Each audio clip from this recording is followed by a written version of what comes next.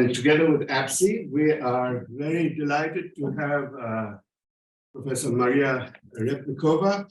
As you know, Maria is the Associate Professor in Global Communication at Georgia State University and a non-residential Wilson China Fellow at the Woodrow Wilson Center for Scholars.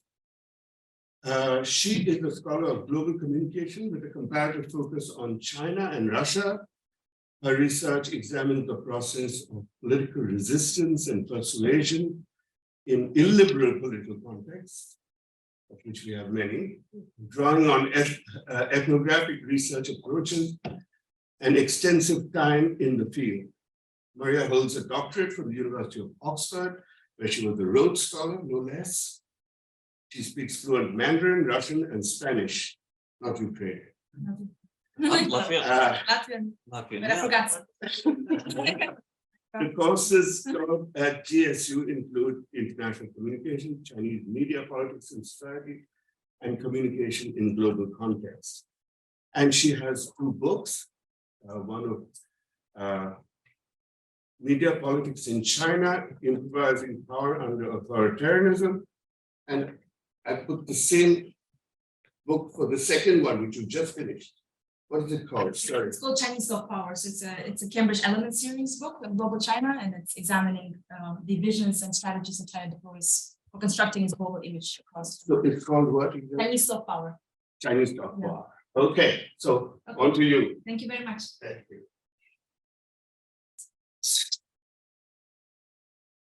Okay, so thank you very much for the introduction, Professor Dwyer, for the invitation to be here. It's a real honor and pleasure to meet colleagues who I've seen only on Twitter, but also Professor Mannion, who I've been in touch with and seen it, connected with at many conferences. It's been great to reconnect. So very happy to be here. So today I'm going to talk about the topic of Russia-China dynamics, evolving relations in the context of Russia's war in Ukraine.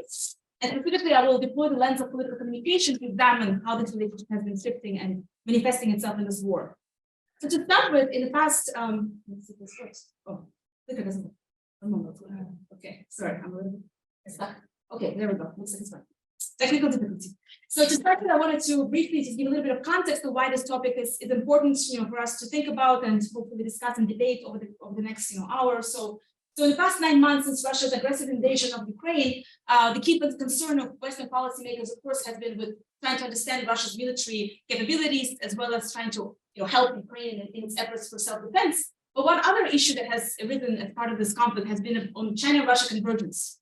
The two countries coming together, some argue that they're colluding, and especially with the focus on the information politics, the information space, whereby the two nations are echoing, mimicking, and diffusing similar narratives about the war. The report that was recently published by the Brookings Institution has described China and Russia as, quote, an alliance of disinformation. And the US government has issued several repeating repetitive warnings towards China about aiding Russia's war in Ukraine, and specifically focusing on the information aspect of spreading false narratives about the war. And this sentiment, the concern with Russia-China convergence, is also manifesting itself at the level of public opinion. For example, a recent Pew survey conducted here in the US has found that the majority of Americans perceive China-Russia relationship as a serious threat. So it's interesting how that very question, first of all, was included in the survey, and second of all, has yielded results that signify that the public itself is also concerned that it goes beyond the policy and the official layers in this analysis. So in my talk today, I'm going to examine this information nexus that I described in my research in more detail in the context of the war, and specifically focusing on the analysis of China's pro-Russia tilt, which I find to be the case in its coverage of Russia's war in Ukraine. And then I'm going to shift in the second part of my talk to explaining the forces behind this coverage. So how do we contextualize and understand why there's been this pro-Russia tilt in China's media coverage? So how do we kind of see it through the lens of China-Russia relations in the information space, China-Russia relations more broadly, as well as China's domestic and international propaganda, politics and policies. And I'll conclude with some implications for the future of China's role in this war, as well as China-Russia relations. So my approach here in the study, which is ongoing, because of course the war is unfortunately ongoing as well. So the data collection is still kind of in the process of, in the making, so to speak. But so far I've analyzed and focused on key state media outlets like Xinhua News Agency, CCTV's evening broadcast Xinhua Lianbo, and CGTN's coverage of the war, as well as the analysis of foreign ministry spokespeople's rhetoric on Twitter, and oriented towards global audiences. And my focus has been on points escalation. So from the start of the war, of course, the announcement of the invasion and several weeks, following that, but then there've been certain kind of focal points like the Bucha massacre and most recent escalation following the bombing of the Crimean Bridge. So I'm focusing on particular heightened points in this conflict to kind of limit my data analysis so I can't cover every single story, but trying to focus on whether or not China's initial coverage is shifting or changing as the war progresses. So from the very beginning of this war, it's important to note that the narrative about the war in Chinese media has been, kind of staged or at the very least directed by the propaganda department, which is not surprising given that it's a very sensitive event. The only publicly leaked propaganda directives that we had access to came out on March 3rd, and it emphasized the role of the media in mitigating public sentiment. So it's interesting how it was the public sentiment domestically that was to be mitigated through Chinese media coverage. And specifically, official party-owned media was charged with leading the coverage of the war. So Xinhua News Agency was charged with basically crafting the narrative about the war. That's not a very surprising directive. In my prior work on domestic Chinese propaganda, I found that that's a very frequent form of censorship, basically allowing only the Xinhua News Agency to kind of take charge in forming the narrative. So that means it's very controlled and nobody can improvise or expand on what Xinhua News Agency is saying. And the other emphasis here was on uploading critiques of China's official policy on the conflict. So nobody can be really critical in terms of where China is going and how it is or is not supporting Russia in this war. People have to kind of adhere to a pro-Chinese Communist Party's policy in this conflict. So here are some themes or selected themes that I wanted to emphasize in terms of what I'm finding so far when it comes to China's mirroring of Russia's narratives about the war, how China's pro-Russia tilt is manifesting itself in the media and diplomatic discourses. So there are 4 different points that I want to make here. First, there's the co-creation of a shared enemy. So framing the US and NATO as the key adversary has been one of the focal points of discussion in Chinese state media and as expressed by China's digital, we call them persuaders, propagandists, or foreign ministry spokespeople. There's also the uncritical channeling of Russia's positions through Chinese state media, deflections of Russia's responsibility, and de-emphasizing Ukraine's perspective. So all 4 of these, to me, kind of make up a larger tilt towards Russia. And you may notice here that this information as framed by the US government is only a very small fragment of that. It's actually much broader kind of communication formation here, that some of it is very subtle and a little bit difficult to read between the lines, but it's not only that very explicit information that appears to be tilting towards Russia. So I want to go through all 4 of these themes in detail and explain why we're finding ourselves in this particular predicament. So first of all, the idea of shifting the blame to the West and basically arguing that the West, in particular case NATO and the United States, is the key instigator of this war. This was the prominent theme from the very beginning of my analysis, from the very beginning of the announcement of the invasion. We saw Chinese state media and Chinese foreign ministry spokespeople arguing that it is NATO and the US that has pushed Russia into this conflict. So it's not Russia that's the aggressor here, and it's actually NATO that has over-militarized the region, and as a result, Russia was forced to act to defend itself and its own sovereignty. That's been an argument that has been made, over and over in various media sources. That's something that I found in more qualitative analysis of the media, but it's also been echoed in quantitative analyses as well. For example, the German Marshall Fund has recently done a very large-scale study of China's narratives about the war, and they found that the US is actually the most mentioned country by Chinese officials in the context of the war. So it's interesting, again, in this conflict between Russia and Ukraine, it's the US that gets mentioned when it comes to Chinese official spokespeople. Another study found that about 1/3 of the most widely shared posts in China's social media platform Weibo is about the war blames the West. So again, the West seems to be the critical point of focus here. And just a quick example here of how this language is, or this framing is manifesting itself. This is a relatively recent post by Zhao Lijian. He's an official spokesperson for the foreign ministry and quite an assertive communicator of Chinese foreign policy. You see on the left here his post arguing that why is the US not in a hurry to end Russian-Ukraine conflict? Because someone else is taking the bullets and suffering from supply shortage for it. So he's suggesting that the US is not only instigating this conflict, but it's also putting Europe in this very vulnerable position, that Europe is the one who's suffering from this war more than the United States. And he's quoting here George Galloway, the former British MP, who's saying that the US is ready to fight the last drop of Ukrainian blood. In the end, it's prepared to fight the last drop of European blood. So interesting kind of a technique here in China's external propaganda is often using foreign voices, oftentimes the former officials, to basically highlight their position in this various sensitive issues. So using them as kind of echo chambers or to delegate the propaganda directly to various Western voices that appear to be in line with what Chinese officials are advocating for anyway. Most recently, we've seen the brief discussion of nuclear weapons, the threat of nuclear war coming out of Russia. And the Chinese interpretation here, here I'm drawing on Xinhua News Agency's coverage, has been to focus on the fact that the US, and again, the West is overhyping this issue. And basically the reason is that they're trying to create and strengthen the anti-Russia alliance. So there's no particular threat, but it's used opportunistically by the West to highlight the threat as a result of kind of this Russia's agency, and to suggest that basically we need to be much more collaborative to fight back against Russia. So again, kind of suggesting there's something insidious and malign when it comes to why the US is engaging in this conflict.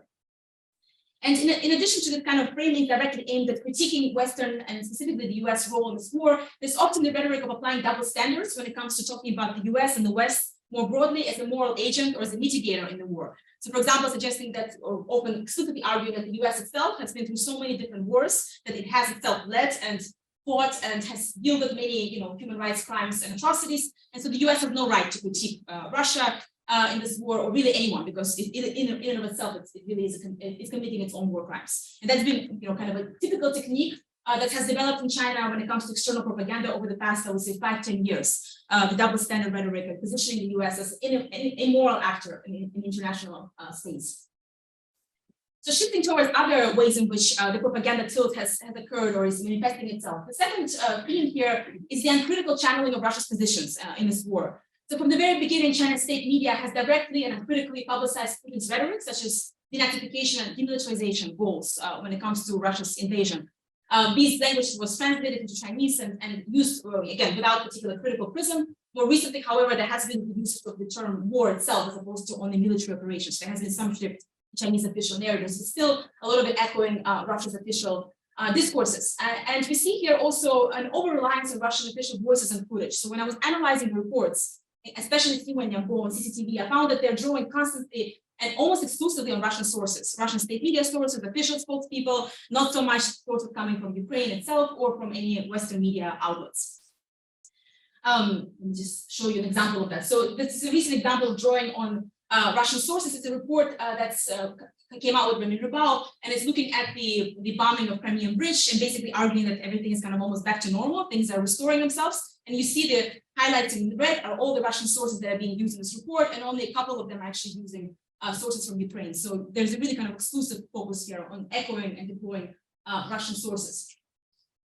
And lastly, we do have the element of using Russia's information, right? And the specific example here is the US-funded biolabs in Ukraine, and that was again something that was invoked over and over by US officials. And that was a very particular example where Chinese officials have, explicitly echoed and directly basically channeled the rumor coming out of Russia. But in my view, this is kind of more of an example of more of an exclusive example as opposed to something that's mainstream. For the most part, the amplification is much more implicit, for example, through usage of sources as opposed to disinformation rhetoric directly. The third important theme here is deflection of Russia's responsibility. And all these themes, of course, are overlapping. So basically not holding Russia accountable at all when it comes to major war crimes. And a very specific example of that is the Bucha massacre, right? That was documented widely, it was investigated by international organizations. There was a lot of evidence that really was kind of indisputable evidence about what happened in Bucha. Chinese state media has written about this Bucha massacre as a Bucha incident and has argued that more investigation is needed to find out, what really happened there. So kind of spreading in some ways, not quite rumors, but at the very least some deflection when it comes to is Russia really at fault here. So trying to kind of open up some debate on an issue that is arguably not very debatable, right? We have enough evidence here to showcase for what happened in Bucha. And more recently, also the coverage of the war tends to often reflect responsibility when it comes to residential areas being hit by rockets or any other war crimes committed by Russia. There seems to be very little emphasis on the responsibility here. And I wanted to highlight what it looks like. For example, this is a recent report, CGTN coverage of the recent Kyiv explosions. If you look at the title here, blasts rocked Ukrainian cities, including capital Kyiv. The first sentence, several explosions rocked Ukrainian capital. We don't even know where the explosions are coming from. So they're not directly saying that Russia has attacked Ukraine. They're saying that there's some explosions that appeared to be in Kyiv. That's a very vague language, and Russia itself is being omitted from this discussion. In the recent press briefing as well, there were questions asked by foreign journalists, to the foreign ministry about what's happening with the bombings in Kyiv in retaliation to the explosion of the bridge in Crimea. And the response is, again, it's very ambiguous. The ongoing developments are worrisome. We'll call on relevant parties to find proper ways to address differences. Again, not highlighting that Russia has actually committed these crimes or even invoking Russia by name here, which has been taking place here over and over as kind of an approach in the analysis. Shifting towards the last theme here that I'm finding is the minimization of Ukraine's perspective. So this is, of course, very much overlapping with the other three themes of reflecting Russian responsibility or using Russian sources or framing a shared enemy in the West and NATO. But here we also see that very few stories focus on Ukraine's perspective and agency. So when it comes to successes in the war that the Ukrainian military has accomplished, there's very vague attribution and kind of clarification, and of course, no celebration of Ukraine's victories in this war. So when the very famous case of the major ship that was sunk by Ukrainian forces, the analysis in Chinese state media was that it just caught fire. So it just happened to catch fire, but nobody was really highlighted. It just sunk, right? So it's just unfortunate, but there's no responsibility being attributed to Russia once again. And recently, of course, we're seeing new stories coming out of Russia retreating from Kherson. And as far as I checked this morning, the reportage coming out of Chinese state media is trying to again kind of confuse the rhetoric or deflect it by arguing that basically we're not so certain whether or not Russia is really retreating, and there are arguments being made by some scholars, IR scholars in China, who suggesting that's not the case. So kind of pushing back against the idea that Russia is actually leading and maybe losing the war. When Ukrainian voices are included, they tend to be those of high-level officials and in specific context of peace negotiations. So when they talk about Zelensky's perspective, and when he's giving interviews or he's being attributed, some of his voices being channeled to Chinese audiences, it's really about him being ready to talk to Russia again. So kind of he's ready to negotiate, he's pro-peace, he wants to bring things back to normal. That's when the voices from Ukraine are often being communicated to the wider public. And it's important to highlight here that there is some distinction between CGTN coverage, China's international TV channel, versus the domestic media when it comes to the inclusion of Ukrainian perspective. So the global channel is much more inclusive because they're aiming to compete with the likes of Al Jazeera or CNN, so they're trying to position themselves as competitive, as unbiased, whereas the domestic media is not even bothering to include as many perspectives from Ukraine. So that there's some distinction here between global and domestic propaganda on this conflict. And lastly, it's worth noting that the censorship over critical voices on Chinese social media that attempt to present a much more humane and pro-Ukraine perspective have also been censored, right? So this propaganda, of course, always correlates or coexists with censorship. That's been a typical strategy of most authoritarian regimes.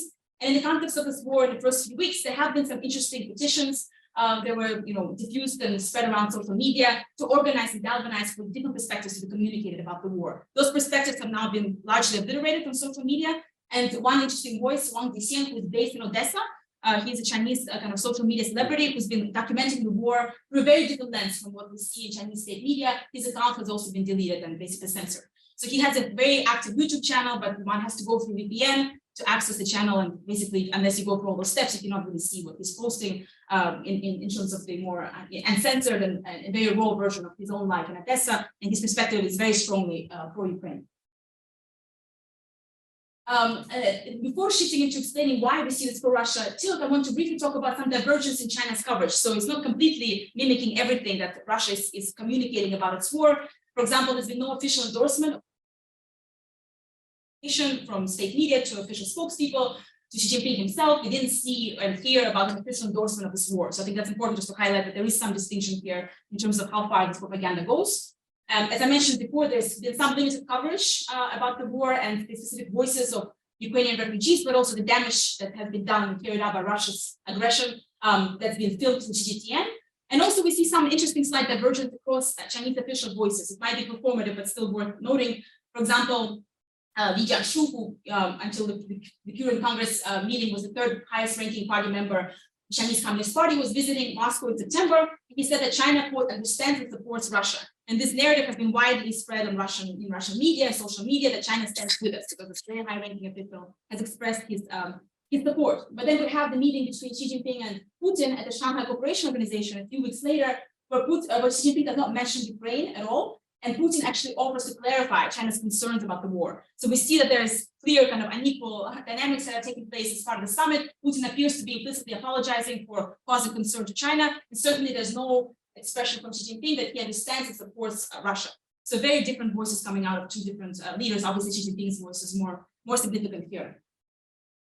So shifting towards, explaining for Russia's tilt, how do we interpret this phenomenon of this, subtle and in some cases more explicit propaganda that favors Russia's position in the war? So I want to highlight 4 different points here that I think are important to understand the context of this human crisis. So first of all, I see this as part of a growing bilateral information nexus or increasing closeness and cooperation between China and Russia in the media and information space. That's something that I'm starting to research, and I think it's a really interesting area to try to understand how much the two countries are collaborating, specifically in the space of media and narrative formation. So I'm going to talk about that in a moment.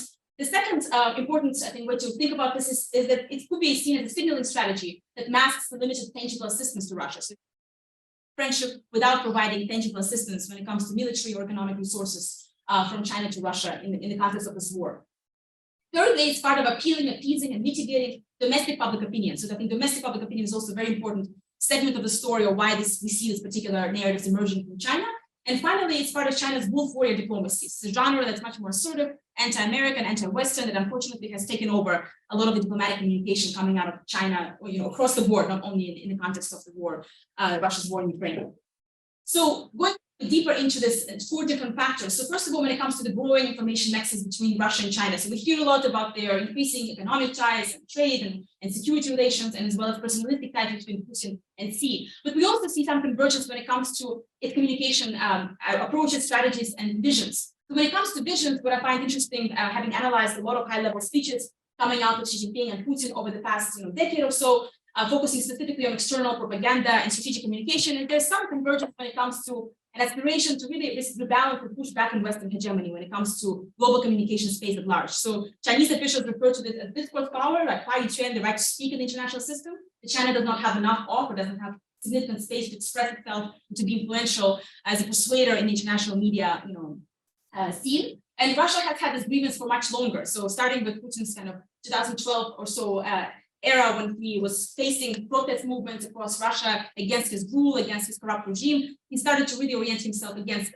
civil society, but also really focusing on the fact that soft power, quote unquote, coming from the West is basically a way to demobilize his regime. So he was really orienting himself as very much fighting in the information warfare against the West. And some propagandists in Russia, including the very head of RT, Russia's main propaganda network externally, has claimed that the purpose of this network is really to engage in information warfare against the West. So it's been much more explicit than Xi Jinping's regime in this regard. When it comes to Chinese political communication externally, there's been this very tight and sometimes awkward balancing between constructive kind of image branding, positioning China as a global leader, as a positive sort of brand, as an alternative to the West, but also pushing back a lot against Western narratives. So both assertive and constructive are trying to kind of coexist in China's visions. But still, we see much more convergence between Xi's and Putin's visions, and I think the visions between the previous Hu Jintao, for instance, and Putin. There's quite a bit more closeness coming out in terms of what they envision as the new international communication system, that China and Russia have a much bigger role to play. Secondly, we see it manifesting itself in socialization, institutionalization of this ties. For example, strengthening bilateral media cooperation has been taking place for quite some time. We see China and Russia annual media forums taking place since 2015. They bring together leading state media agencies on both sides and major officials working in the information system that are coming to these talks, and some of them are maybe more symbolic, but nonetheless, there are agreements that are being signed between Chinese and Russian media outlets that focus on content dissemination, co-production, and shared construction of narratives. They're signing these agreements that, again, one might say, how is it really working? Can we really kind of check implementation? But if we look at the content that's emerging on both sides, it's increasingly positive when it comes to reporting on one another. So, for example, I will go over this kind of couple of agreements in a moment. But for example, looking at some of the studies coming out of Russian media monitoring firms that was publicized in Russia's main investigative output, Medusa, they found that Russian media publishes approximately 100 stories a month about China, and that most of the stories are sourced from China's official news media. So it's not only that they're publishing more stories, but that they're citing or directly translating Chinese news media stories, and many of them are very sensitive topics like Xinjiang, Tibet, etc., and really kind of mimicking pretty crude propaganda kind of narratives coming out of Chinese, Chinese official state media voices. When it comes to Chinese media writing and publicizing Russia's perspectives, from my own interview analysis with Xinhua News editors and journalists, this was back in 2012 and followed up in 2018, I found that there have been pretty clear directives that Russia should be covered largely in a positive light when it comes to Putin's regime. So in 2012, when I was there, all those protests were taking place in Moscow. Not a single report came out about the protest movement in Russia in Chinese press. In fact, many journalists were not very aware that this is actually happening. And of course, Western media was covering this thoroughly and widely. So there's clearly kind of self-censorship happening on both sides when it comes to how the two are reported. And it seems like a deliberate effort that in part may be stemming out of these media agreements. And there are quite a number of them. So just a few examples is 2016, Russia's main newspaper, Российская Газета, has signed an agreement with China Daily to print Russian inserts in China dailies. Basically, they're delegating some of their stories directly through Chinese media. It's usually the other way around. So it's interesting how, in this case, Russian media is actually inserting itself into Chinese state media. 2017, we see a launch of a new channel called Katyusha by CCTV, Channel 1. The channel airs Russian films, documentaries, and all kinds of other cultural products for Chinese audiences. In 2018, we see Chinese Media Group and Russia's Россия Сегодня signing a strategic agreement that, according to Russian journalists, is obliging Russian media to publish Chinese content in exchange for publishing its content in China. So these exchanges are clearly taking place. They're a little bit opaque because not everybody wants to talk about them openly. So to follow up on this research, one would have to ideally do interviews and try to understand how enforceable are they. Does one really have to publish this content? Is there any way to get around it? What happens if you don't? So those are kind of more, nuanced features that I think require more investigation, but it's definitely evolving fast when it comes to this institutionalized media relationship. And they're also increasingly China-Russia internet media forums. They're focusing on internet governance and the idea of internet sovereignty as the way to kind of think about and manage the internet as being directly under the heels of or the supervision of the government as opposed to civil society. So China and Russia, I think, are in this case engaging in some norm setting. The two regimes are very much aligned when it comes to how internet globally and within their two countries should be governed and managed. Again, really interesting arena of collaboration. So shifting towards the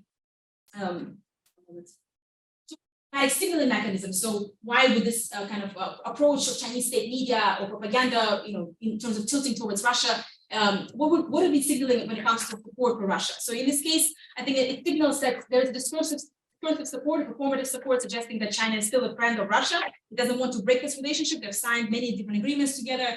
They've claimed that they have this unbreakable friendship right before the war broke out. So clearly, it's a very serious, significant relationship for Xi Jinping to maintain.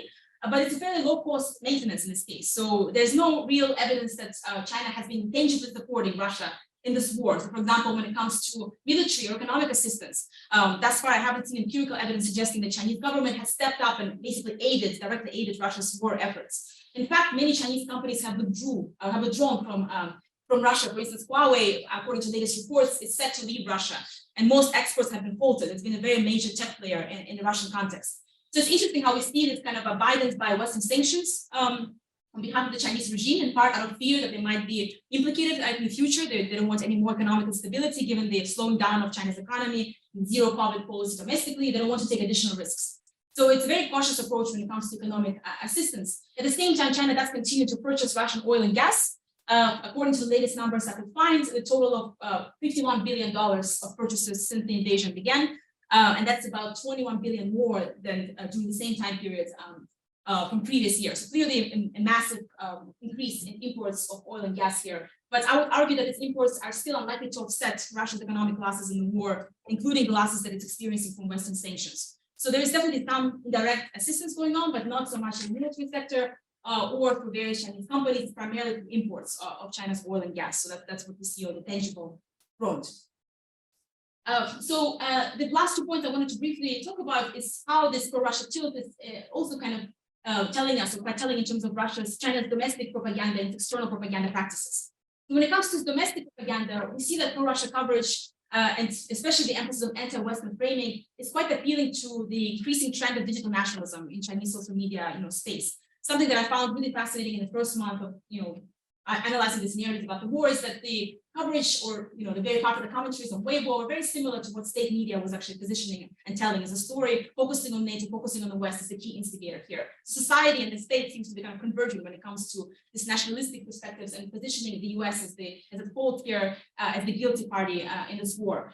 And we see that also in some ways echoed in some recent public opinion surveys from the Carter Center. I think the only survey I've seen on Chinese public views about the war. And what we see here is that when it comes to Chinese public support for Russia, there's this, majority, 75% strongly agree that supporting Russia is in China's national interest. So it's a pretty interesting, quite a serious stand here when it comes to support. But then interestingly, when they're asked about what kind of support should be granted, it's mostly the moral support that's being, right? So about argue that moral support should be provided, but then everything else is it's a minor percentage point when it comes to military weapons or direct assistance towards Russia. So what is moral support? It's a very ambiguous category, but to me, moral support is the support in the form of narratives and discourse and symbols, but not so much when it comes to, again, tangible direct support for the war. But that suggests, the public opinion polls to me suggest that there is, again, a convergence between what public is expecting from the government in terms of how it's enacting, communicating support for Russia and what the government is actually communicating. So a lot of it could be oriented towards domestic audiences. And the other point here that I think speaks more broadly to why we see so little critical coverage of Russia in Chinese state media is also because it can be a defensive measure or mechanism to prevent the public from learning about anti-Putinism and autocratic instability, right? Because Russia is obviously a major case of authoritarian governance, and it's often been seen as kind of not mirroring China per se, but it's in the same category, right, as China. So showcasing to Chinese citizens that actually there are massive movements against the war, or sometimes they're more fragmented movements, but nonetheless there's critique of the war, there are people fleeing the country because they're disagreeing with the war. Those kind of reports really signal fragility of Putin's regime. And I think that fragility is not something that the state media wants to signal to its domestic public, because that questioning could also yield questioning of Chinese regime as well. So to me, I think those two are interconnected in terms of how Russia is being covered. That's not unique to this war, but it's I think it's an important point in terms of why we might see this type of coverage. And finally, I see this tilt towards Russia as part of the, again, increasing style of China's external propaganda, which is described as wolf warrior diplomacy. If you're not, it emerged from a film called Wolf Warrior, and Wolf Warrior 2 in particular was a very popular kind of blockbuster patriotic film about China becoming this very powerful actor in the context of Africa, saving Chinese nationals as well as African nationals from major disaster while the US is retreating. So there's this really dramatic scene in this film and emotional narratives that are being invoked to suggest that China is the new leader in the global South, and Africa is a stage to project its leadership. So this film has yielded a lot of discussion, and it also became kind of a, it evolved to signify the name of China's diplomatic style. It's much more sort of, it's confident, it's anti-Western when it needs to be, and it's really not afraid to signal China's position as basically unyielding when it comes to Western perspectives and demands. So I see the communication about the war really fitting into this larger trends. It's not unique to the conflict. We've seen this across different crisis events in recent years.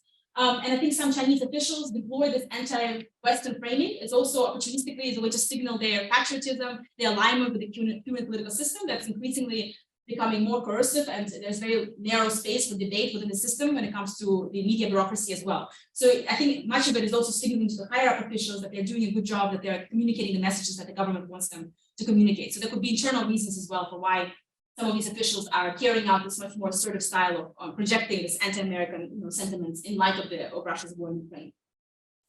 So the couple of issues I want to conclude with before opening up to questions and discussion. First, just specifically about this topic of China's involvement in this conflict and its war in the context of narratives. So I see China's pro-Russia coverage as partial, right? They're not completely invoking and embedding every single narrative coming out of Russia, especially the endorsement of the war was not part of this coverage, and it's often indirect, right? So disinformation maybe is a bit of a wrong kind of framing when it comes to how we think about China's communication about this war. There are some elements of disinformation, but much of it is more implicit and subtle communication that appears to align with Russia's position. And it's often rooted in symbolic and diplomatic goals and domestic calculations. So we see both symbolic signaling, but also domestic calculations when it comes to what the public opinion itself is expecting within China, as opposed to only externally. I also see that Russia's narratives don't quite signify substantive support for Russia and the war, but they do conflict with China's official stance on neutrality, right? So officially they're neutral, they're not supporting either side, it's all about peace. But when you look at the media, it's not very neutral. We see that there's actually a significant pro-Russia tilt. So I think those two narratives are really conflicting. The official stance that we hear from Xi Jinping, or that we hear at the UN, and then the narratives coming out of state media. They're not quite the same thing, and I think that those narratives sometimes obscure and challenge what China is appearing to communicate on the international stage. And I don't see this information politics about the war is changing unless the position of China significantly changes, right? And the debate right now in the kind of China-Russia community is whether or not Russia's use of nuclear weapons in any capacity will change China's position.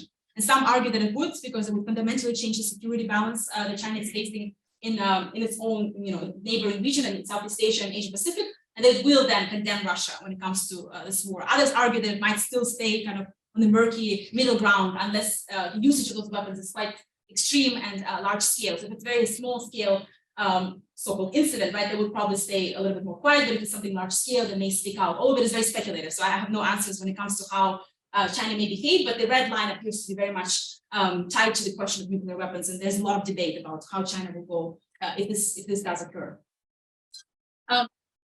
Point I wanted to make about the implications when it comes to this pro-Russia tilt in China's coverage is when it comes to China's global image itself, right? That's something that I study in my broader analysis of Chinese soft power. Will this affect China's image, China's standing, China's brand on the global stage? And arguably, again, in the West, it has definitely further deteriorated when it comes to the favorability of China, how China is perceived. And I already mentioned at the beginning, even the public opinion survey suggests that China-Russia relationship is seen as a threat. It's seen through the lens of discomfort. When it comes to the global South, though, it's quite more questionable to what extent China's image has really been affected, right? Because many countries in the global South have not condemned Russia either, for various reasons, their own historic reasons when it comes to Western colonialism, their cynicism vis-a-vis the West, and their historic relations with Russia could be just some of the factors to explain that. But many countries have signaled and expressed similar narratives to that of Chinese state media. So when it comes to global South diplomacy, I don't think China's image has significantly faltered. Maybe it hasn't been changed quite at all when it comes to this positioning on Russia's war in Ukraine. And most importantly, when it comes to domestic audiences, it seems that there has been quite a bit of alignment in Chinese, these nationalistic streams of public opinion and what Chinese state media is projecting. And we haven't seen quote unquote public opinion incident or major political instability as a result of China's communication about this war. So political stability is the key objective here for the CCP, for Xi Jinping in light of this very sensitive times in his appointment for the third term. So the fact that this war hasn't caused as much instability, I think is already a victory. And I haven't noted this earlier, but the very coverage of the war has been really minimal. Chinese state media from the very beginning, when Western media was so focused on this war, Chinese state media has barely reported it. So that's already something that kind of suggests that there's de-emphasization and avoiding any kind of sensitive expressions in light of the already very heated political climate domestically. And lastly, when it comes to future China-Russia relations, I think that the strategic and largely symbolic friendship between China and Russia that's very much rooted in opposing Western hegemony is likely to persist despite this war. I don't think this relationship is going to completely fall apart or deteriorate for the many reasons I've already explained earlier. But I do think that this relationship will be increasingly unequal, right? So that China will be dominating this relationship, and there's already so many hierarchies, especially on the economic front. And with China importing cheaper oil and gas from Russia, there's been lots of discussions on Russian social media and talk shows to what extent Russia may become a pawn of the Chinese regime. So now it's kind of, it's fighting with the West. But what about China? Is it really a relationship that's advantageous for Russia, for Russian public, and for Russia's future? And it's not a clear-cut picture there. There's a lot of dissatisfaction, suspicion, and I think resentment when it comes to China-Russia ties within Russia itself. So I think the relationship will persist, but there's going to be the hierarchies are going to become much more prominent, and the debate about China's role when it comes to its engagement with Russia is going to, I think, become much larger topic within Russia's domestic context. So I'll stop there, and I look forward to your questions. Thank you very much.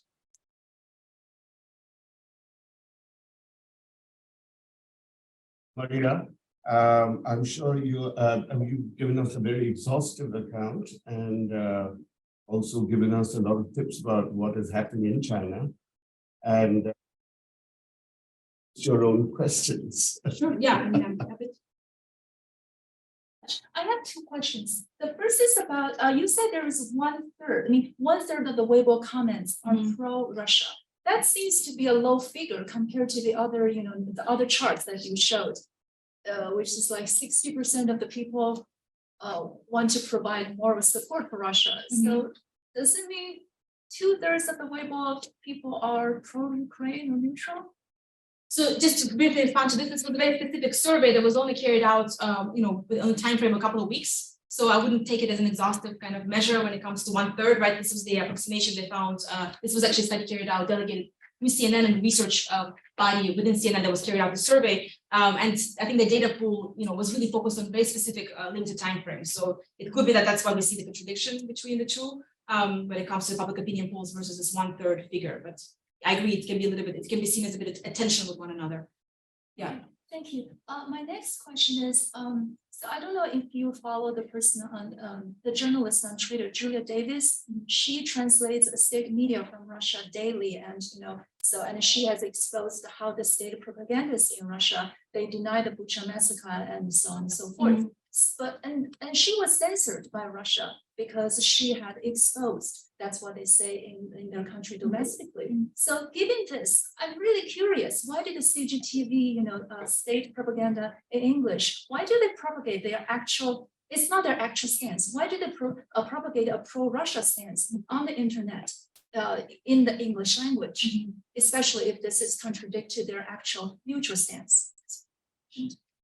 So in terms of the propaganda that's tilted towards, in this case, excusing Russia in the context of the Bucha massacre, I think the reason why they do it is it goes along with all the factors that I've mentioned before, first of all, it's a very sensitive topic to report. So in some ways, reporting a more balanced story basically means reporting in this case, pro-Ukraine story, right? There's tons of facts that suggest that this was a massacre. So if they report that story, that becomes an anti-Russia story. So it's a very difficult balance to, I think, to carry out as a state media journalist. So sometimes it's easier to kind of muddle through and to suggest that basically what they said was that it requires more investigation. They didn't say that it wasn't a massacre, they just said that it requires more further study and further examinations by different international groups. So basically kind of saying that we shouldn't claim or suggest that Russia is immediately responsible or that it was a massacre, but it could be. So it's a very kind of, I think, vague positioning, which in some ways secures or saves them from immediate retribution from their bosses or from whoever is censoring the content. So I think it's a cautious survival attempt, basically, to position themselves as kind of in the middle. So it's not that they're denying it, but they're saying that maybe more investigations will clear up the picture.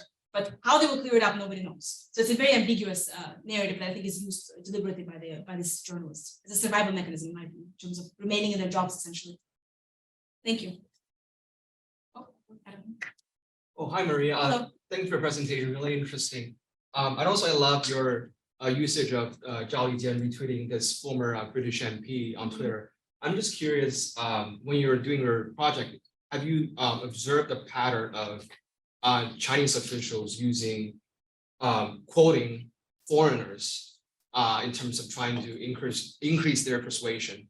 And my second question is, do you think there's a role that unofficial media played in terms of like the Douyin and like, is there a role that they played in terms of reinforcing this kind of a pro-Russia rhetoric?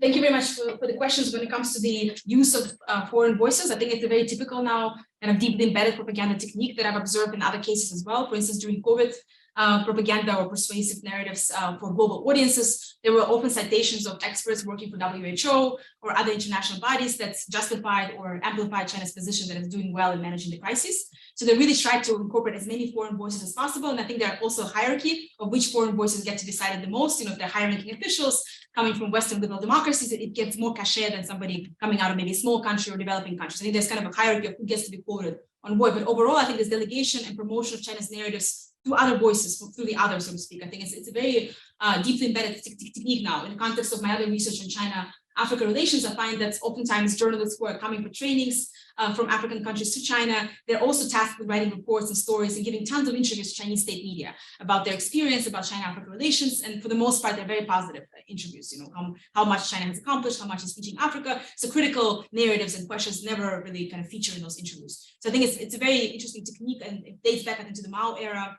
The usage of kind of foreign friends, you know, for the persuasive kind of practices and strategies. But nowadays, it's also very much taking advantage of the digital space. It's much easier. You can just record the picture. You don't even have to interview this guy. You can just take his, you know, screenshot and use it and embed it into the messaging, as opposed to having to go interview and potentially be declined or, you know, given a different narrative. So that's I think it's a really interesting of external propaganda, maybe worth studying more empirically across different contexts. And the unofficial media role. Well, I think it's tricky because there's so many different, you know, expressions that are manifested on social media. I think one thing that's was striking to me is just the extent of digital nationalism, anti-Western sentiment that I found to be, you know, really dominant when it comes to social media expressions, at least on Weibo. I don't know as much about Douyin, but I was looking more at Weibo. So to me, that was also something that's maybe it's a much deeper threat here that's been going on for quite some time pre-war, right? We see a lot more anti-American expressions in general, and like critiquing and unpacking the weaknesses of the American political system, including a lot of emphasis on any sort of, you know, conflicts that are experienced here domestically, whether it's election results that are being contested or a BLM movement or anything else that appears to showcase fragilities of the US democracy seems to be of much interest to kind of domestic nationalistically oriented, you know, public. So I think that's much kind of a longer trajectory when it comes to this sort of sentiments. But at the same time, there were some really interesting critical humanistic arguments and petitions that were going around. So unfortunately, you know, they were quickly deleted, but it wasn't that, you know, the only voice was pro-regime or anti-Western. There were other voices. It's just that they're often silenced or outnumbered or, you know, pushed back against by this nationalistic, you know, expressions. But it's interesting to look at that more. So thank you very much. Did you have a question, Lauren? You have to. I can wait. Oh. No, go ahead. We'll have a chance. But let's because we're good friends, we'll have chances to talk. And I see there's somebody behind you and somebody here. So please. I don't know. Well, it's not like a question, just have a comment that to say that like I'm from Ukraine and I've been in the end of winter when everything began there and left in summer while traveling still in Europe a little bit. And I can fully sign up for everything that Maria said about the notion of informational situation. Because I talked to about a dozen of Russian people over the phone in the very beginning and while meeting them in Europe and in Canada.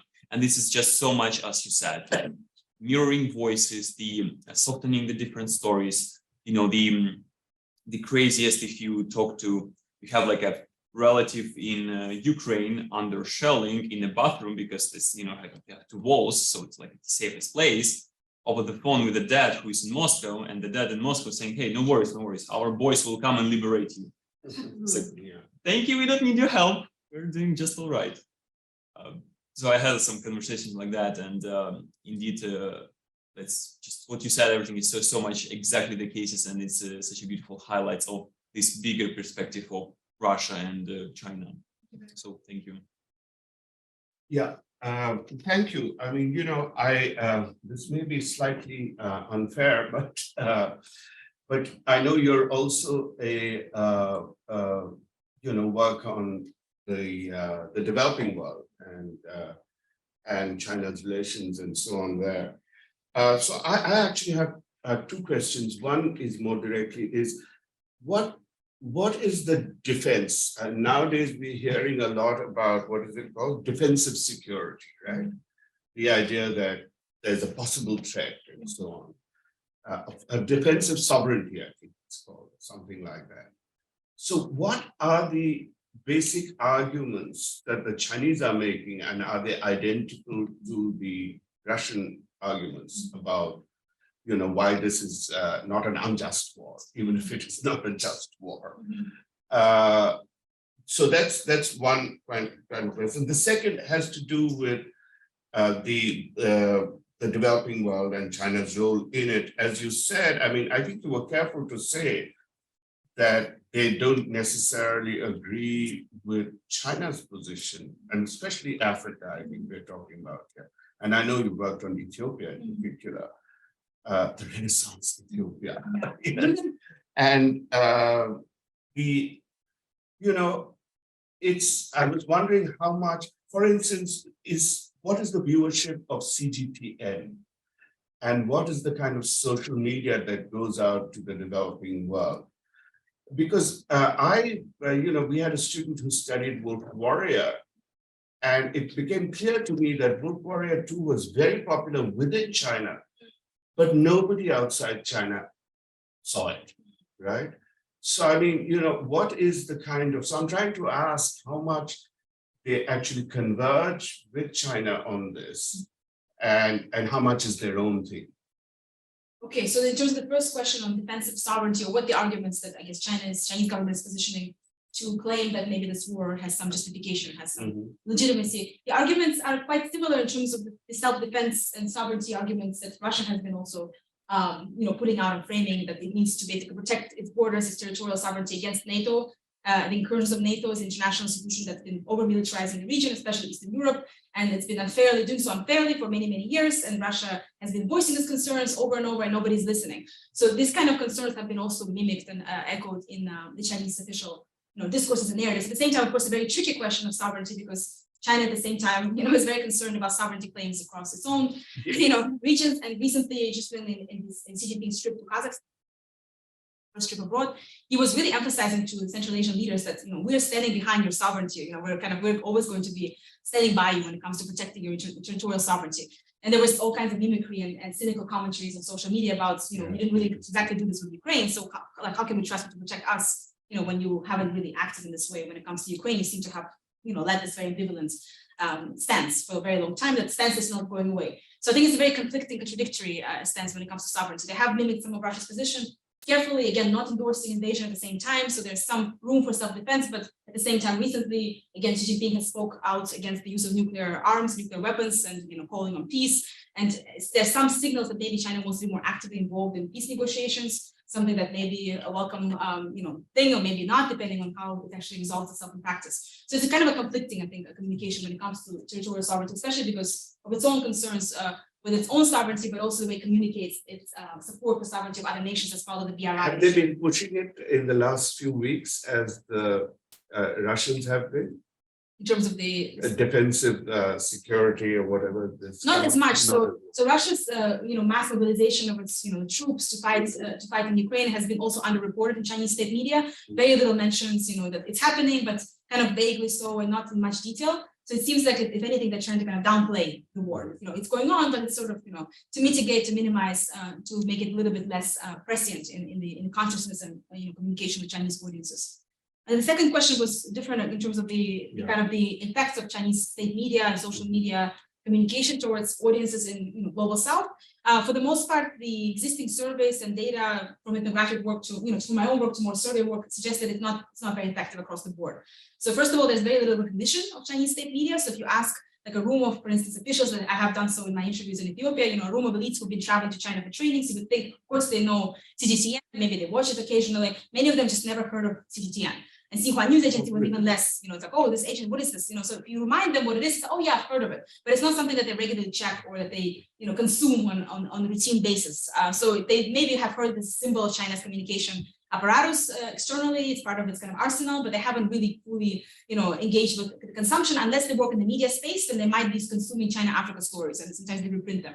But beyond this very strategic use, there's not a whole lot of brand awareness. And when there is brand awareness, there's also a critical awareness. So for example, surveys with some journalists, I think it was South Africa and Kenya, from what I remember, maybe I'm misleading in terms of the exact case, but surveys carried out here and the interviews found that many of the journalists argued that Chinese state media is not as credible as Western media. So the credibility factor was still the case there, as it is, of course, in the West. Maybe less kind of explicitly talked about, but still very much voiced by the target audiences. So I think it hasn't been quite as effective. When it comes to social media, there's an increasing effort by Chinese ambassadors and diplomats to embark on cyber diplomacy across the global South. They don't have quite as many followers yet as like American embassy, sites and so forth. And in a recent project, it was interesting to compare US and Chinese cyber diplomatic techniques and narratives in the context of Africa, and found that China is much more actively using anti-American, kind of narratives and strategies, whereas the US ambassadorial accounts tend to be more timid when it comes to, invoking China. So they ignore China and they talk more about African audiences and Africa-US relations. So interesting how there's maybe kind of more belligerent approach on the Chinese side, but that again doesn't seem to be that effective because they don't get that many retweets, likes, so very limited engagement on social media. Again, that might change over time. They're kind of a new player, but so far not extremely successful story when it comes to this media diffusion. Thank you. And something, of course, first. You want to go first? Sure, we'll go to you next. Thanks for coming. I've been wanting to see you and hear you on this in this moment of China-Russia relations, since you command an almost unique position in able to interpret both for us, especially in social media. I appreciate very much your presentation, which gives us the relevant evidence clearly, and also your interpretation of it.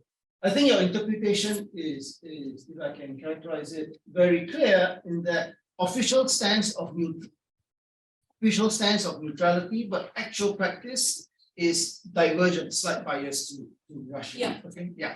So that's correct. I wanted to give a different interpretation of your material, and also to share your views if you were to broaden the lens, widen the lens more broadly. That's his question. So my different interpretation would be your data shows very well. It's actually not neutrality, but orthogonality or non-involvement, which is different from neutrality. And this position of orthogonality or non-involvement is very precisely calibrated in everything you've shown. Very well done and very disciplined. It seems to me that this position of non-involvement actually is representative of views in the Middle East, in Asia, across, I don't know about Latin America. Asia and Middle East is very representative. So in that sense, is China actually the leader of a wider world, which we don't see that much, which is include the Middle East and Asia? Now, is it the leader, and is this part of some bipolar configuration? My sense is that it is actually not a bipolar situation. What it is the US has retreated from the Middle East, from Asia for the past since Obama and Trump. And the US has retreated as a leader, but recently it has become more nationalist, and now it wants its allies to come in with it as a nationalist player. So this is a strange position for all the US allies to be. And therefore, we have a very striking situation where its allies and clients are not playing ball with the US. So that's a very, very strange situation. So it's not bipolarity, it's a response to American withdrawal from leadership. So can we interpret it this way? It's not actually emergent bipolarity, but a resisting of the US to corral allies or non-allies into its quite nationalist position. And from that sense, from the point of view of the Middle East and Asia, what we are saying is this is a parochial Western fight. We are not involved. Do not pull us into it. And if you pull us into it, you may be trying to start something like a third world war, and we don't resist that. So we have that sort of. What do you think? So there's a lot packed into your statement. Sorry, but yeah. I think from there, the kind of the bipolar versus the, I guess, resistance element versus bipolar, that the world is divided into two sides. I definitely, I agree that we don't really see bipolar, world emerging. I think for several reasons. One is that yes, the resistance towards maybe explicit support for Ukraine or direct critique and again of Russia right in this war. I think it stems from many different factors, including historical relationship between a lot of these countries in the global South and the West, Western imperialism as the frame of reference. And yes, being pulled into this conflict is often seen as being pulled into a Western conflict, the Western war. There's so much concern for this war as opposed to many other wars and conflicts that are being carried out currently in real time are taking place across the global South. So there's kind of a double standards, I think, vision there, where why would we care so much about this, whereas we have our own losses, and a lot of these losses are caused by the involvement of the West. And we're thinking about Yemen, for instance, here, and yet the West isn't responding in the same way. So why should we be lining up with the West in this particular fight? It's not our fight. I think we do hear some of these statements, and interestingly, even Lula, right, recently elected as the president of Brazil, has I think it was an interview or a statement he made that he's blaming or at least considering Zelensky as much responsible for this conflict as for this war as Putin. So it's really controversial statement coming out of this leader that's is obviously a bunch of huge improvement from Bolsonaro. So this inspirational leader coming out in Brazil, and yet his stance on this war is echoing a lot of these similar sentiments coming from other global South countries as well as from China. So there's some kind of mimicking or echoing of one another, but I don't think that means that China is a leader per se. I don't think China is necessarily kind of inspiring them to voice these types of concerns. I think they have them these concerns coming out of their own perspective, their own history, as well as their reaction to, again, as you said, the US being absent and reappearing, and then asking them for engagements. Like, I'm here, so now we should engage and sign different deals, and you should push back against China, with our help, so to speak. I don't think that's a very positive reaction to this kind of re-emergence of the US. And I think the other part of it is that, at least from my research, I see that, say, in context of Ethiopia, a lot of these elites, they don't want to choose between either China or the US. I think this idea of choosing or being in this bipolar kind of world is not really that attractive. I think most, not just elites, but students and anybody who's partaking in any sort of engagement with either the US and China, they want both, right? They want to benefit from both, and they want to negotiate across the two. So I think that's something that is often missing, especially through the lens of the kind of the US policy establishment, that we're here, so we should be winning, or like we're winning or losing. There's always this kind of idea of competition, but what are you competing for exactly, right? What does winning look like? It's not very clearly defined. So I think part of it is also the idea that maybe winning or losing is seen very differently from the side of these communities, leadership, and just the broader public across global South. So that's something I wanted to clarify. And the idea of malinvolvement, I think it's very interesting conceptual framing. I have to think about that more. I think maybe a bit of an issue with that could be that one could interpret some of these narrative strategies on the part of Chinese state media as more subtle involvement, right? So is it really non-involvement, or are they communicating, in favor of Russia? I think that could be kind of different ways to interpret these different techniques, and some of them are more explicit than others, right? So if you're using the language that's directly being used by by Russian state media, then to me that's kind of it's an active involvement, because you are mimicking the same narratives that are quite controversial. Or if you're deflecting Russian responsibility, is it non-involvement or is it involvement? Because you're actually kind of questioning the story here. So if you're talking about Bucha massacre and saying that there's no evidence, or we should push for more evidence gathering, it seems to me that it's an implicit involvement. So I guess the non-involvement, I think it kind of it's suggests kind of hands off, right? Sort of like, I'm not going to be engaged. I'm keeping to this neutrality. But is this really neutrality? So I think I'm kind of questioning that. I'm not sold on that it is involvement, but I do think there's something more there than maybe just kind of a hands-off approach. Especially in comparison to Chinese state high-level officials, whether it's ambassadors or Xi Jinping himself. I think that's non-involvement. It's kind of we're in the middle. We're not going to involve. The state media is actually telling a different story that I think is a form of engagement. So I guess I'm kind of cautious about calling it non-involvement because that could kind of dismiss all these efforts that they're making to appear as not just neutral, but essentially, somewhat pro-Russia. Or maybe you say overall non-involvement and actual compartmentalization of this away from other issues. Definitely the compartmentalization, yeah, because it's also being minimized, right? That's I think this idea of minimizing the coverage that to me that was also very striking. From the beginning to now, you just don't see that many stories, that much coverage, and of course we see it all over Western news outlets and Russian media and Ukrainian media, obviously covering it for their own reasons. But in the context of China, it's just not enough. Very little attention. If you watch the boy, sometimes it appears at the very end of the newscast, just a few moments of engaging in this issue.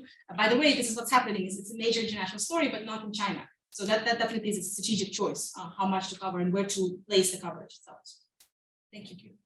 Can I just ask a little thing to that, which is how would you compare on this issue the Indian position with the Chinese position? So I haven't analyzed Indian media discourse, media, but it's been interesting to see how economically involved, India has been in terms of importing and Russian oil and gas. So similar ratio. I think it's the second largest importer now after China. So in terms of the economic kind of engagement, if we think about kind of again rescuing Russian economy, it's not just China. India is also a very active player, and the relations between India and Russia have been improving also over many years. It's not a new phenomenon. So I think it's a really interesting kind of point to examine further, but I'm not as familiar with the Indian media coverage of this crisis. I think the lady here in the back had her hand up. Thank you. Thank you so much for being here. I guess I wanted to press into a couple of your thoughts on the future of Chinese-Russian relationship. I'm sorry. And I guess I wanted to ask this question, do you see this as a purely pragmatic relationship that is continuing to develop? Or do you see this as more of a deeper rooted, genuine friendship, as one might call it? And if so, in that context, what do you see, if anything, as being a potential linchpin to divide these relations between Russia and China, and I guess the evolution of that? So that's a big question the other day, right? Is it really pragmatic? Is it mostly pragmatic, or is there something genuine about it? How would define like genuine or relationship? But I've been, I guess, for a long time since I've started observing Russia-China relations, back from my time as a Rhodes Scholar on China-Russia border, looking at this very kind of from the ground up empirically. I've been a little bit suspicious, or I guess very suspicious in terms of like the framing of China-Russia as having this, never-ending, very deeply rooted friendship. I see this friendship manifesting itself more opportunistically, right? There's certain kind of areas of convergence, especially when it comes to their visions of the world, and not just their visions, but the visions of the two leaders in this case. So we had a different Chinese leader, maybe we have a very different sets of issues here. But the visions that are, kind of heavily anti-Western and challenging Western hegemony, I think that's something that we see, in particular under Xi Jinping. There is definitely a degree of convergence in using each other's narratives, and even each other's existence as kind of a way to, as a way to manifest their positions as being stronger. I'm not alone. I have Russia, I have China by my side. Russian media does this all the time. They would often invoke China as, helping or standing with Russia. There's often kind of opportunistic use of China as a partner. But at the same time, if you look beyond these layers, right? If you look at the layer of societal ties and interconnections, it's not that extensive or not as genuine or in depth. So what are some examples of that? Well, for example, when it comes to even the study of Russia, right? The kind of the intellectual community or kind of the scholarship on Russian studies in China, I think there are lots of experts that emerged from kind of the prior eras, the more older generation experts that still study Russia. But younger generation, of course, we have many in the room.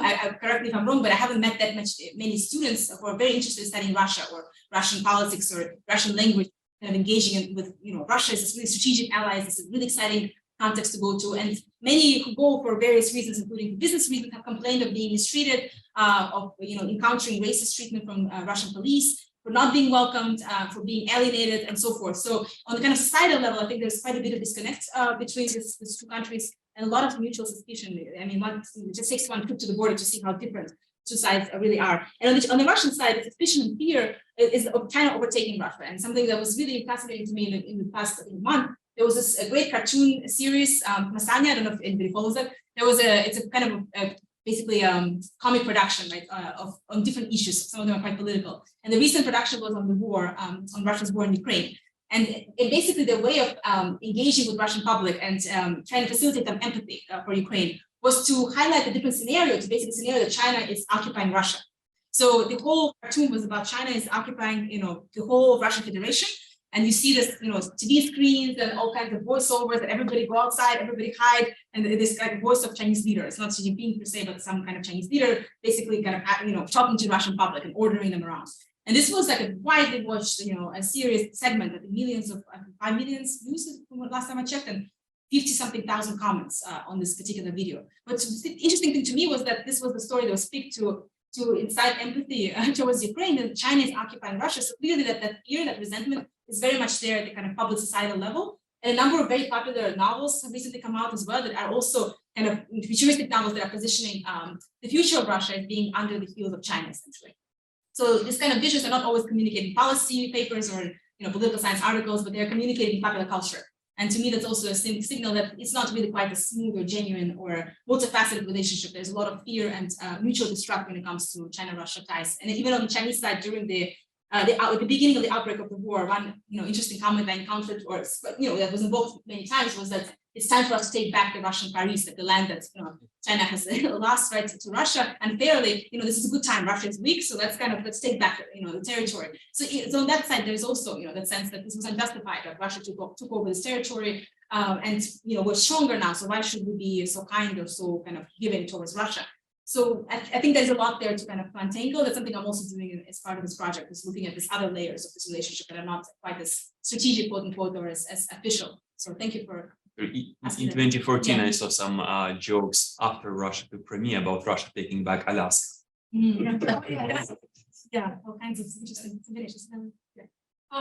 So I have two questions. One is very straightforward, and one is sort of asking you to speculate. The one that's straightforward, we know that there is variation in official guidance to the media in China on how to handle particular incidents. So I remember sort of my article on the self-censorship, and we made use of, sometimes it says, do not hype. There was the fire on the South Korean ferry. It's like, do not hype. And sometimes it says, follow Xinhua, and so I think there are about 5 different ordinal categories of control over domestic media. And some of this is, semi-commercial media in terms of how sensitive they think these issues are. And so I'm wondering, is there a blanket, so for something like the Kucha massacre, is there a blanket guidance for the entire Ukraine issue, or is there variation on these specific incidents that we can get a sense of how the Chinese officially, their official views on that? So that's the straightforward question. And then the less straightforward that asks you to speculate, as soon as Russia invaded Ukraine, I got a text from my younger sister that said, so when is China going to invade Taiwan? Right? And so elephant in the room. And I was, very attentive to your various points, in particular at the beginning, blaming the West for instigating it, sort of shifting blame to the West. So I'm wondering if you could speculate a little bit on implications for how we think about Taiwan, because this puts China in a very difficult position. I mean, in a way, we could say that Russia's invasion of Ukraine, the war in Ukraine, actually has been very difficult. It has put China in a very difficult position, and made it articulate things that it would rather not have done officially. So here we are. Yes, thank you for the two tough questions, Melanie. The first one, in terms of the different criteria, so I have also written about this criteria in my work. It was interviews with Chinese journalists. It was also clear that there were about 5 different directives, including what you already mentioned, complete silencing, Xinhua directive, not hyping something, or there was all kinds of more subtle censorship directives that just not report or do not report. Yes, So censorship definitely yes. works in much more dynamic ways, as many have commented on this topic. So in this case, it's a bit difficult to know exactly whether or not it's a blanket, it's kind of directive, or if it's issue specific. I don't think it's a bit more issue specific, because we do see at least a little bit of variation. You don't think it is? I don't think it's completely blanket statement. I see. And in part, I think there are two reasons why I don't think that. But one is that we do see some variation across Chinese state media outlets. So CGTN has had a little bit more leeway when it comes to its coverage of the war. They have covered, various damages that were carried out by Russian artillery bombings, and they have also interviewed many people leaving Ukraine, refugee outflows to Europe. So a lot more human interest reporting that appeared to kind of not necessarily side with Ukraine, but kind of echoing similar framings from Western media. So that suggests that there was at least some space given to this outlet to report a little bit more freely, or a little bit more wholesome, comprehensive kind of perspectives. And when it comes to these specific incidents, we also see a little bit of variation how they actually talk about this individual kind of cases. So the Bucha massacre, questioning, it's not necessarily kind of reprinting all of Xinhua's stories, but more so kind of questioning the rooting and suggesting that we should basically have more investigations, or more should be looked into this. And just today with the Kherson question, in terms of whether or not Russia is withdrawing, there were several techniques that were deployed. I saw that by Xinhua itself. One was like invoking Chinese IR scholars that suggest that maybe this is not the case, and then other one was using Russian sources that also kind of put doubt into Russia's strategic losses. So different kind of usage or ways of maybe kind of presenting a more, in this case, more neutral position, meaning that they're leaning or at least highlighting some of Russia's points or thoughts or perspectives. So it's a little bit more ambiguous and kind of just straight up, I guess, copying of just one type of technique or Xinhua's narratives. It seems that there's quite a bit of improvisation on how to make the story as insensitive and as kind of even-handed as possible. But I think more analysis to compare the incidents is needed to see maybe if we see some kind of common trends. So it's a good question to investigate further. And on Taiwan, that's definitely difficult to speculate. So just a few thoughts in terms of, I guess, how I'm seeing it from the perspective of the media and the recent speech by Xi Jinping at his coronation ceremony. So first of all, the Taiwan issue, the way this was analyzed by Taiwan scholars as well, and I'm not by any means a scholar of Taiwan politics, Taiwanese politics, but from what I've seen in this analysis is that he was much more, how to put it, he was much less assertive or much less kind of pro-war, warmongering in his narratives than maybe what was initially expected, that he's going to make very large claims about retaking Taiwan. And instead, he kind of suggested that if he is really Chinese provoked or it's being pushed to this position, then maybe it would have to respond. But otherwise, there was no claim made that in the near future, Taiwan would be the first kind of project for Xi Jinping to carry out in terms of its external immediate objectives. So I guess that was of some comfort when it comes to the lessons from this war. I mean, the other points here, just more kind of logically thinking about this particular war, it's really, for the most part, has been very damaging to Russia's image as well. Russia's military kind of success trajectory, I think, has been much overblown, and we've seen so many weaknesses in Russia's strategic operations. And I think that also showcases a lesson to China that you may get stuck with a similar predicament. It's going to be very challenging to carry this mission out. So be careful about kind of proceeding in the direction, because you may end up in Russia's shoes. So, and that kind of brings me back to the memories of a lot of Chinese Communist Party officials studying the Soviet model as an anti-model, right? That they don't behave in the way that Gorbachev has. So many dissertation topics, focusing on a particular case. And I think in this case, is Putin's leadership in this war in Ukraine. Is this an anti-model, right, for China? And I've seen some of the Chinese coverage focusing on kind of taking lessons from this war in terms of self-sufficiency as well. Like, we want to make sure that if we are hitting the sanctions, we want to have a buffer zone. We don't want to be too dependent on the West. Let's kind of develop our own economy even further when it comes to our own tech platforms and companies, and just being as self-sufficient as possible. To see that the lessons that are taken, kind of cautious lessons are being drawn, but not the lesson of this is a good idea and Russia has done great, but the opposite, that actually it has been failing. So that again puts me in a kind of, I guess, more I don't know if it's optimistic or maybe more kind of cautious position, thinking that Taiwan is kind of the nearby sort of target. But at the same time, I think the nationalistic sentiment is difficult to yield to, and we do see significant rising digital nationalism. There's been this incredible work coming out on this topic by other scholars that argue that Chinese foreign policy making is very responsive to public opinion, especially its expressions online. So to what extent it can mitigate, this position, or kind of balance out the responsiveness to public opinion, but not enacting, the actual, not proceeding to the stages of the direct warfare. I think it's going to be very tricky balancing act. So definitely, I think the war overall has been a very negative and difficult challenge for the Chinese. There's a related question in the chat from an online participant, Eric. So he asks, do you think / observe that Chinese officials and media have been relating this war with the Taiwan Strait issue? If yes, how? Thank you. Well, one interesting thing from the beginning, there was been a lot of commentaries on social media that have been relating this war through the lens or in comparison to Taiwan. Like a lot of them commentaries will kind of bring the two together and actually push for or call for more action, more aggressive action by the Chinese government vis-a-vis Taiwan. But then many of those posts have been censored and deleted. So they appeared for a brief moment, but they were actually taken out quite quickly. So again, suggests that maybe their effort is to mitigate, is not to kind of further inflame that sentiment, but to minimize, again, the discussion of the war, to minimize discussion on both ends, including, pro-Ukraine voices, but also really, heavy nationalistic content. So in that sense, it actually has been trying to disentangle the two, and some official statements have also made it very clear that this is not the same issue. So we shouldn't kind of, we shouldn't bring the two together. And those statements were made by foreign ministry spokespeople, on several occasions that Ukraine and Taiwan are not the same issue. We should not treat them in the same bucket. So let's not ask those questions as kind of as interrelated, but treat them as separate, sorts, so, stories and policy concerns. There's one here. Please go ahead. Okay, thank you for coming.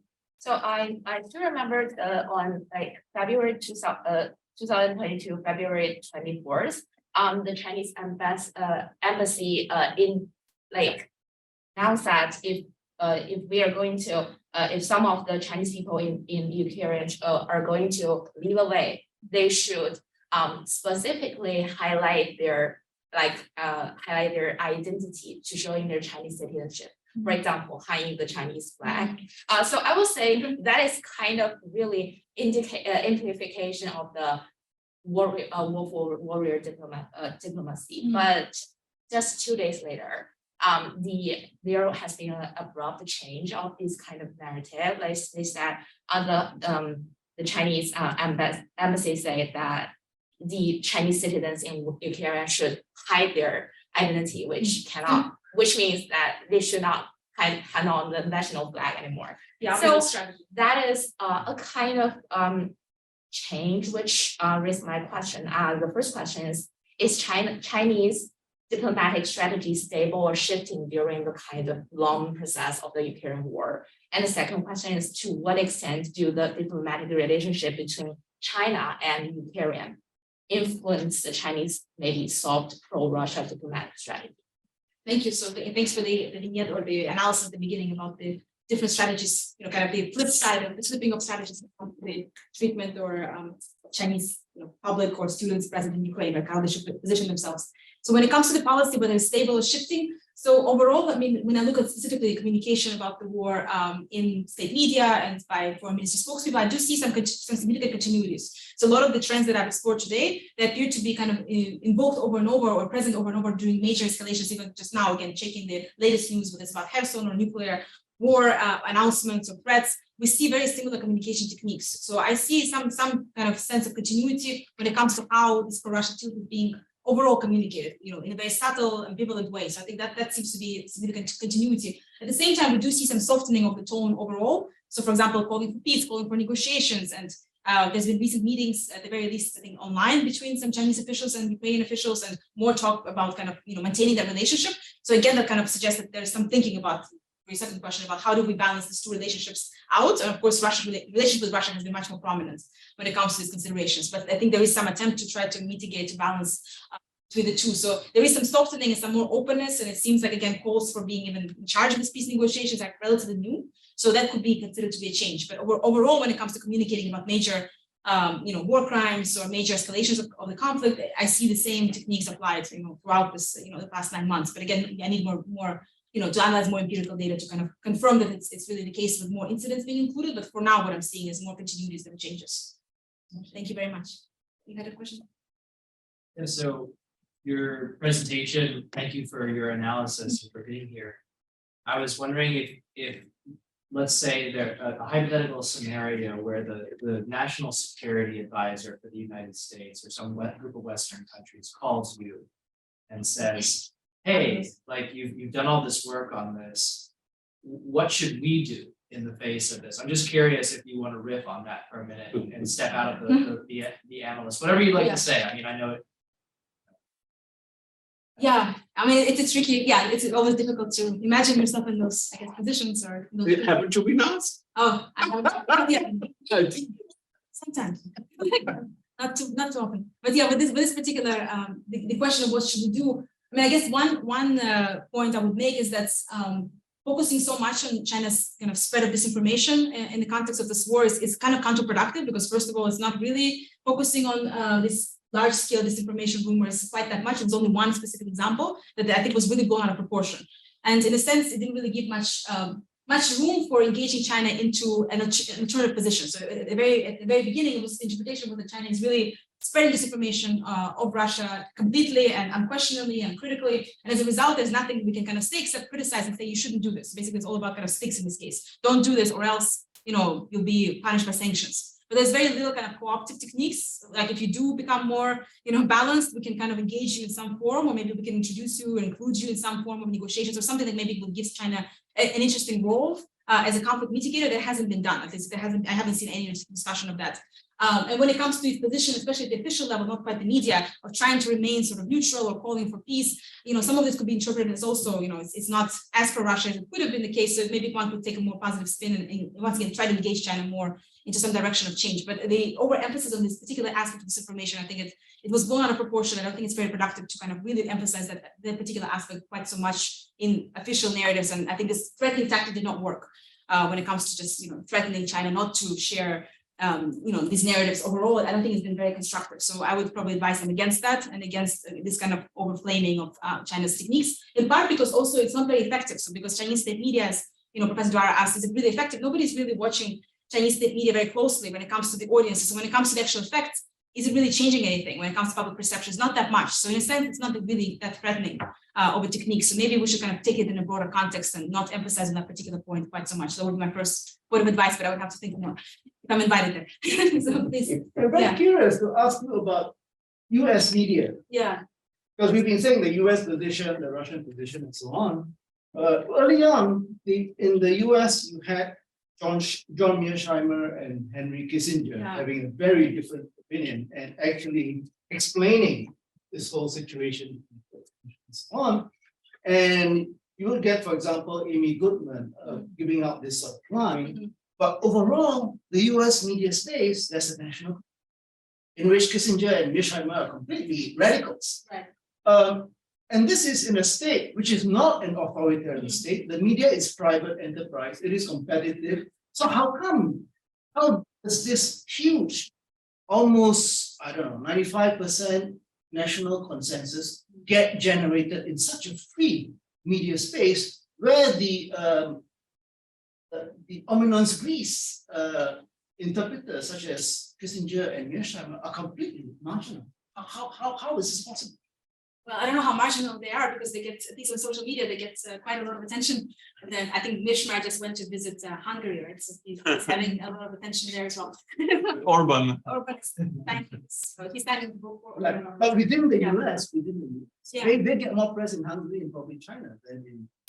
How is that possible? Mearsheimer was signing the book. He was signing some, he was just visiting his widely documented business. He's out there getting more things. I mean, this is a difficult question in terms of the consensus. Goes back to what this war really signifies for the American public and the media itself. It's a war that's, I think, for many kids very close to home. It really fits the narrative of democracy, protection and defense and unity. It's also about the US reemerging as a major global leader and kind of creating this new coalitions or reinventing, refreshing the ones that existed prior to President Trump. So there's a lot that I think is kind of heavy loaded when it comes to how this conflict is being seen. It's not something that's seen as very far away. It's not seen as abstract. It's seen as very, I think, very real and very close to home emotionally, but also when it comes to strategic goals of the current administration. So I think the way it's being kind of communicated to the public, it's been kind of a shared narrative about us standing, with Ukraine, and the voices that maybe are against, especially funding of military weapons or aiding Ukraine in this effort have been kind of, they're more marginalized, right? They're not really getting a lot of media attention when it comes to mainstream media. So one can kind of analyze it from different angles of how this war is kind of seen in the conscience of the American public or the media. Of course, the media is also heavily commercialized, and the story itself has attracted lots of viewership when it comes to documenting the war, reporting on the war. We're seeing a lot of attention coming out of Western media, and it gets clicks and views and so forth. And I think the kind of more, opinions against, maybe kind of engaging in this war would not be as popular. So part of it is also media product and brand, and they're competing with each other for getting more coverage of this war. So one, somebody being completely on the opposite side might not get as much viewership, might lose advertising. So looking What at it about from Fox? yeah. Fox. What is Fox's view on this? Well, I haven't analyzed Fox very closely. I try not to watch it. So yeah, I mean, it's difficult. And so, Maybe, I maybe think the Trump and Tri-Circle, which are quite often pro-Russia, who put out this sort of line actually. So strangely enough, the Mearsheimer's and the Trump people having the same opinion on the yeah, there's some interesting conclusions. Mearsheimer at the beginning of his talk said the only place where he gets a big audience is in China. Really? Yeah. That's interesting. Well, when he gives talks these days. I'm very open. Very open. Any other questions or clarifications? Yeah. Wonderful. I really appreciate the work, a very detailed work, and we all love at the concept in a survey called moral support, right? And then, but I think that concept deserves much detailed investigation. In that, I do believe this one captured the nuance of the Chinese government's idea of whether they want to, or to what extent they want to get involved in this issue. My takeaway is that moral support means no real economic, military, or political investment in this business. Right. So we do see that no clear attitude or clear prompts from the state leader like Xi, that level. And with also at the same time, the fact that we do observe there is a huge bias in the state news media and a huge support for the Russia side from the public opinion these are all well contained in the firewall, right? None of them just escaped to the international like Twitter or Facebook, because most Chinese citizens are contained by the firewall. Well, which leads to my idea that in addition to comparing CGTN and Xinhua Net, something like that, you could also compare foreign ministry spokesman's announcement both within the wall and outside the wall, right? Because Zhao Lijian you mentioned earlier, you could sort of posted his announcement on Twitter, but you could also compare his voices on Weibo and Twitter to see if there is any spill effect of that kind of national that propaganda within the war to the outside world. Yeah, so I think that help us understand to what extent what does the moral support mean? Yes, that's mine. So thank you so much for the comments. I completely agree that we have to unpack moral support more. It's a category that was used in that survey. I didn't carry out the survey. And that is an interesting. An interesting choice, right? What does moral mean? Moral is kind of a very weighted concept or idea. So one could argue it's symbolic support, discursive support. I think something that's maybe more focused on narratives, or it maybe is more precise than moral, because moral it can be quite a loaded idea. What does it mean to have moral support? Does that include anything tangible? Because morality can also include some tangible assistance, but in this case, it doesn't seem to be incorporated into that idea of moral. So I think it's an interesting trick of question or kind of framing in the context of the survey. It'd be interesting to ask those who carried out the survey why they picked that phrase, and was there a lot of consultation with Chinese colleagues, or how did they kind of pick a specific framing? I haven't had a chance to do that yet, but it's worth exploring. And when it comes to the disconnect between the domestic media space or social media sphere and external, I think there's been a little bit of I guess diffusion or flipping over the sides. For example, the Great Translation movement has been a really interesting phenomenon that students, I don't know who exactly started, but it's essentially a Twitter account that translates some of the most nationalistic commentaries made by Chinese social media users, and a lot of it was about the war, Russia's war in Ukraine. So they would translate them and kind of make them visible, almost like public shaming, like make them visible to global publics to see here's how Chinese public speaks about the war. Again, it's just one incident, but of course most people wouldn't see everything that's happening on Chinese social media space. One thing I found interesting in other research is that some of these commentaries, that are being invoked by Zhao Lijian and other official spokespeople in English are quickly translated into Chinese, and also spread all over Chinese social media spaces. So it seems that there's again kind of diffusion of this rhetoric, but it'll be interesting to see to what extent there are distinctions as well. Like, is it really that similar, or are they communicating a different message domestically to domestic Chinese media in Chinese? So I think that could be a really exciting part of the comparison, not only like you said, CGTN and CCTV, but also like official announcements domestically versus outside of China. So thank you for very useful advice. Yes, please. I just want to add a point at the public voice in Chinese social media and its bias of the actual thought of Chinese public. For those voices that support Russia in this situation, it's highly highly supported, and the government is will do maybe hire some people to post repetitive, Amplify it. yeah. And for those voices that support Ukraine, that's almost banned and restricted. So there's maybe a large bias in this.